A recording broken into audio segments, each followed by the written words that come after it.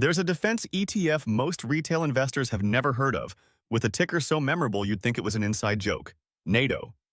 The fund returned 67% in the past year. Let me show you what's actually inside it and what the marketing leaves out. NATO is the Themes Transatlantic Defense ETF. Themes ETFs launched it in October 2024. The fund is sitting on roughly $93 million in assets and tracks an index of aerospace and defense companies headquartered in NATO member countries. Here's the thesis. NATO members have committed to record peacetime defense spending. Germany, Poland, the United Kingdom, and Italy are all running multi-year procurement cycles for fighters, missile defense, drones, and ammunition. Combined with the ongoing U.S. defense budget at over $900 billion annually, this is the strongest sustained capex cycle Western defense companies have seen in a generation. NATO targets the publicly listed companies that benefit. What's inside the fund? NATO holds about 81 stocks total. The top 10 positions make up roughly 61% of the portfolio. The largest names are Boeing, General Electric, RTX Corporation, Honeywell, Rolls-Royce, Lockheed Martin, Howmet Aerospace, Airbus, Safran, and Northrop Grumman. So you're getting the U.S. defense primes plus the major European aerospace and engine makers in one ticker. The performance has been remarkable. NATO returned 67% in its first 12 months.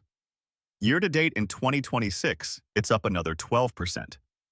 That's been driven by record orders for the F-35 program, accelerated European missile defense procurement, and a meaningful re-rating of European primes that had been trading at deep discounts to U.S. peers. Here's what the marketing materials don't fully spell out. NATO charges 35 basis points a year. That's reasonable for a thematic ETF, but it's almost double what you'd pay for the iShares U.S. Aerospace and Defense ETF, ticker ITA, which charges only 18 basis points. ITA and NATO share most of the top U.S. holdings.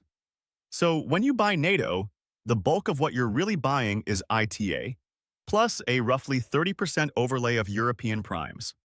And here's the catch. NATO calls itself transatlantic, but the fund is still meaningfully concentrated in legacy U.S. defense primes. Boeing alone is 8% of the portfolio. If you already own ITA or own SHLD, the Global X Defense Tech ETF, adding NATO gives you significant duplicate exposure. You're not really getting a diversified European defense bet. You're getting U.S. primes plus a 30% sprinkle of Airbus, Safran, Rolls-Royce, and BAE systems. There's also a cycle risk. Defense stocks have benefited enormously from the post-Ukraine war capex surge.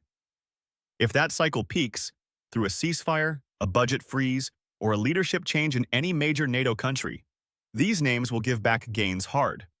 The same procurement-driven tailwind that drove 67% up can drive a meaningful drawdown when it turns. So who is NATO for? It is for investors who want a clean single-ticker bet on the Western defense capex cycle, value the European diversification over a pure U.S. exposure, and accept that they're paying a small premium versus owning ITA directly. It is not the right fund for someone who already owns ITA, SHLD, or PPA. That person is buying duplicate exposure. One honest caveat. NATO has only existed since October 2024. The 67% return is impressive, but it's a single upcycle. We have not yet seen how this ETF behaves through a defense spending pause or a peace dividend. If this breakdown helped you understand what NATO actually holds before chasing the return, hit like and subscribe. And tell me in the comments, are you a buyer of NATO, or do you prefer ITA, SHLD, or just owning Lockheed and RTX directly? I read every reply.